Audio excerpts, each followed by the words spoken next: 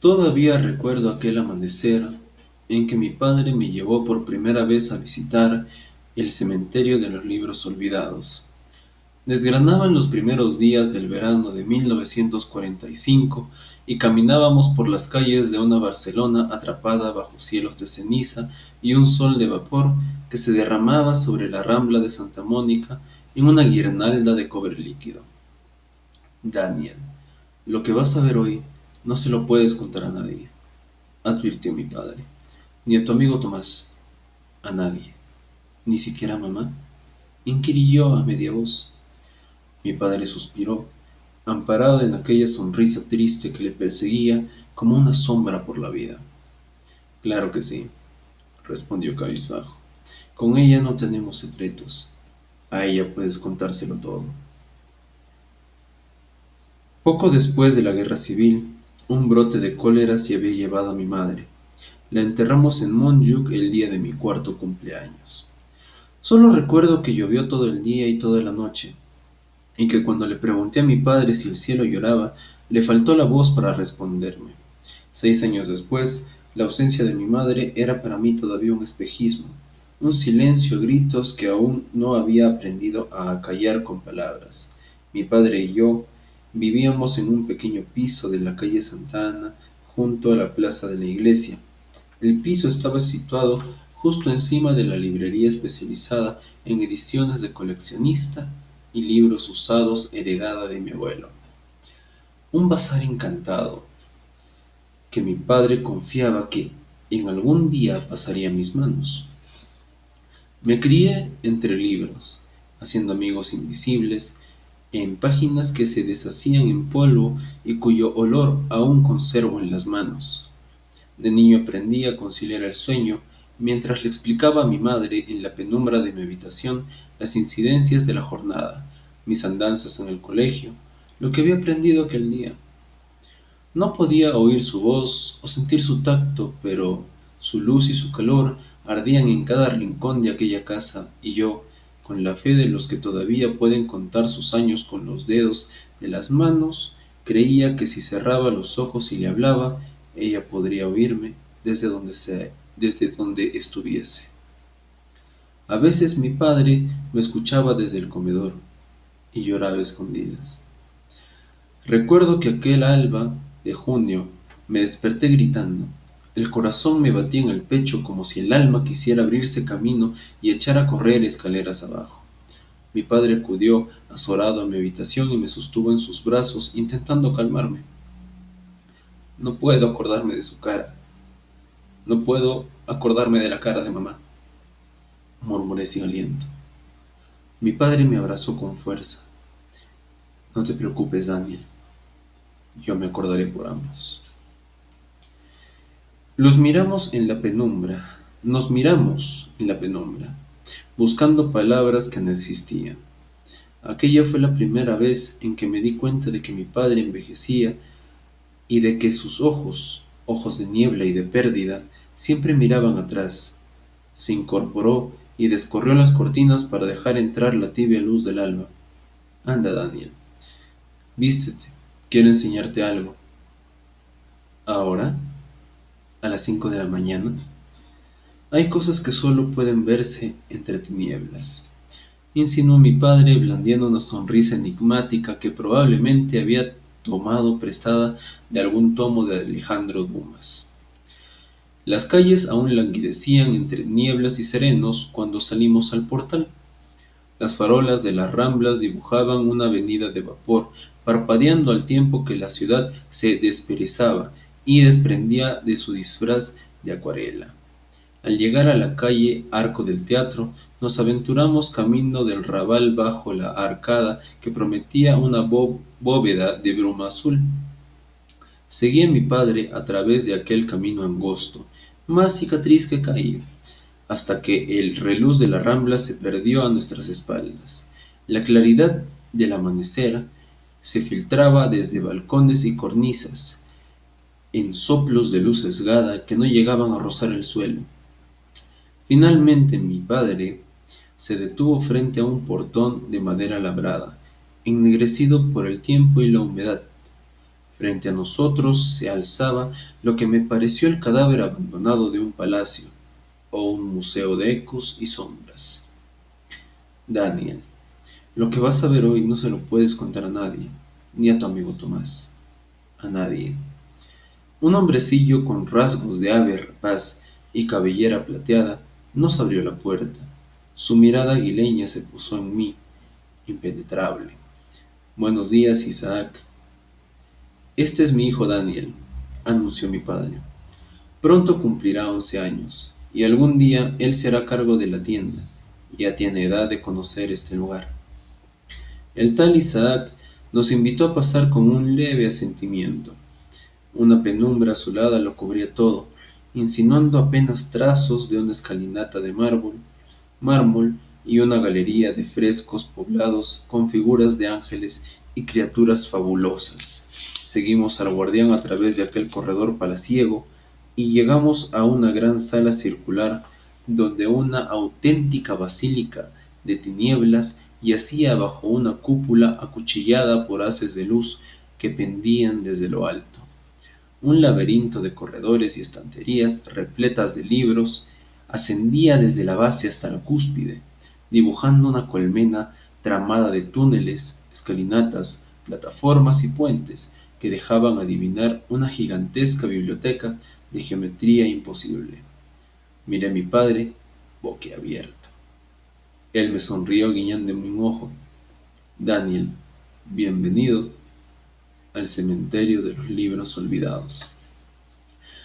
Salpicando los pasillos y plataformas de la biblioteca, se perfilaban una docena de figuras. Algunas de ellas se volvieron a saludar desde lo lejos, y reconocí los rostros de diversos colegas de mi padre en el gremio de libreros de viejo. A mis ojos de 10 años, aquellos individuos aparecían como una cofradía secreta de alquimistas conspirando a espaldas del mundo. Mi padre se arrodilló junto a mí y, sosteniéndome la mirada, me habló con esa voz leve de las promesas y las confidencias. Este lugar es un misterio, Daniel, un santuario.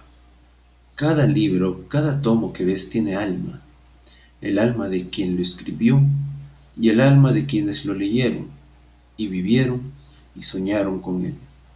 Cada vez que un libro cambia de manos, cada vez que alguien desliza su mirada por sus páginas, su espíritu crece y se hace fuerte. Hace ya muchos años, cuando mi padre me trajo por primera vez aquí, este lugar ya era viejo, quizá tan viejo como la misma ciudad.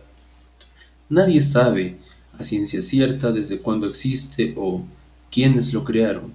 Te diré lo que mi padre me dijo a mí.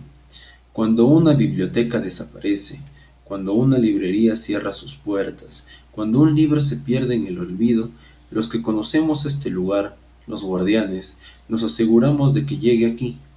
En este lugar los libros que ya nadie recuerda, los libros que se han perdido en el tiempo, viven para siempre, esperando llegar algún día a las manos de un nuevo lector, de un nuevo espíritu.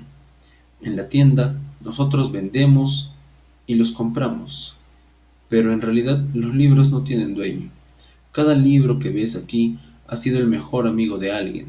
Ahora solo nos tienen a nosotros, Daniel. ¿Crees que vas a poder guardar este secreto?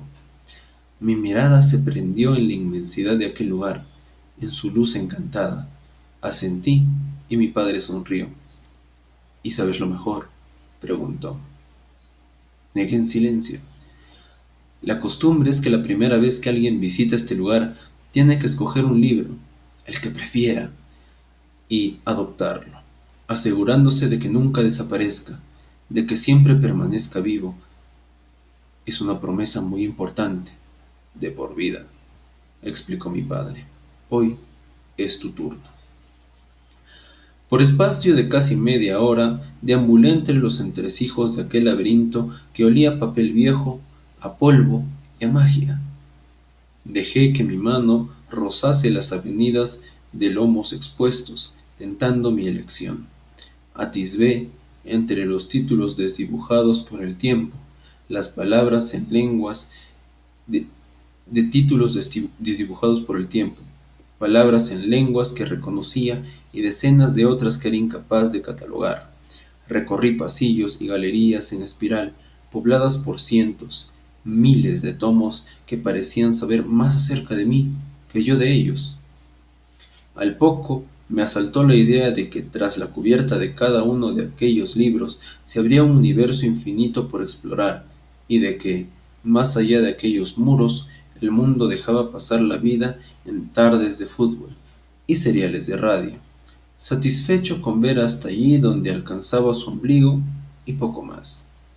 Quizá fue aquel pensamiento, quizá el azar o su pariente de gala, el destino. Pero en aquel mismo instante supe que ya había elegido el libro que iba a adoptar. O quizá debería decir el libro que me iba a adoptar a mí. Se asomaba tímidamente en el extremo de una estantería, encuadernado en piel de color vino, y susurrando su título en letras doradas que ardían a la luz que destilaba la cúpula desde lo alto. Me acerqué a él y acaricié las palabras con la yema de los dedos leyendo en silencio. La sombra del viento, Julián Carax. Jamás había oído mencionar aquel título o a su autor, pero no me importó. La decisión estaba tomada, por ambas partes. Tomé el libro con sumo cuidado y lo hojeé, dejando aletear sus páginas. Liberado de su celda en el estante, el libro exhaló una nube de polvo dorado, satisfecho con mi elección. Rehice mis pasos en el laberinto portando mi libro bajo el brazo con una sonrisa impresa en los labios. Tal vez la atmósfera hechicera de aquel lugar había podido conmigo, pero tuve la seguridad de que aquel libro había estado allí esperándome durante años, probablemente desde antes de que yo naciese. Aquella tarde, de vuelta en el piso de la calle Santa Ana, me refugié en mi habitación y decidí leer las primeras líneas de mi nuevo amigo. Antes de darme cuenta, me había caído dentro sin remedio. La novela relataba la historia de un hombre en busca de su verdadero padre, al que nunca había llegado a conocer y cuya existencia solo descubría merced a las últimas palabras que pronunciaba su madre en su lecho de muerte. La historia de aquella búsqueda se transformaba en una odisea fantasmagórica en la que el protagonista luchaba por recuperar una infancia y juventud perdidas, en la que, lentamente, descubríamos la sombra de un amor maldito cuya memoria le habría de perseguir hasta el fin de sus días. A medida que avanzaba la estructura del relato empezó a recordarme una de esas muñecas rusas que contienen innumerables miniaturas de sí mismas en su interior.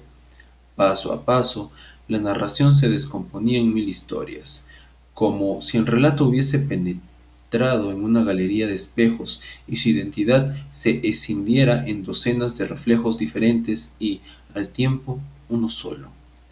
Los minutos y las horas se deslizaron como un espejismo. Horas más tarde, atrapado en el relato, apenas advertí las campanadas de medianoche en la catedral repiqueteando a lo lejos.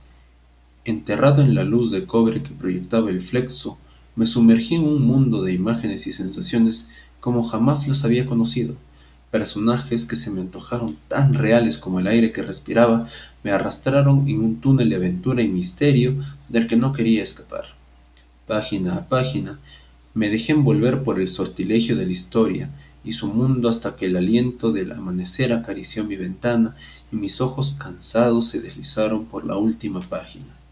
Me rendí en la penumbra azulada del alba con el libro sobre el pecho y escuché el rumor de la ciudad dormida goteando sobre los tejados salpicados de púrpura. El sueño y la fatiga llamaban a mi puerta. Pero me resistí a rendirme. No quería perder el hechizo de la historia ni todavía decir adiós a sus personajes.